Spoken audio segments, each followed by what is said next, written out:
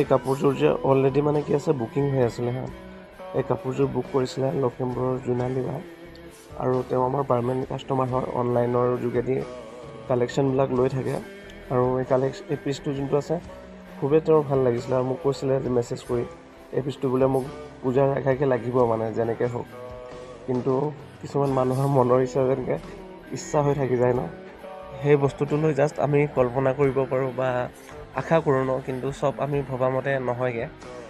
ঠিক মানে সেইকাৰণে কৈছোঁ মানে এই কাপোৰযোৰৰ প্ৰতি বহুত হেঁপাহ আছিলে আৰু মেছেজতো বাৰে বাৰে কৈছিলে যে মোক লাগিবই মানে পূজাত পিন্ধিবৰ কাৰণে।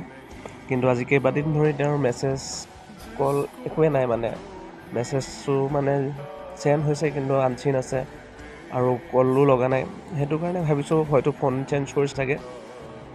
সেইকাৰণে পিচটো আকৌ উলিয়াই দিলোঁ। আৰু তুমি যদি চাই আছা তেতিয়াহ'লে কমেণ্টত নিশ্চয় ক'বা হা।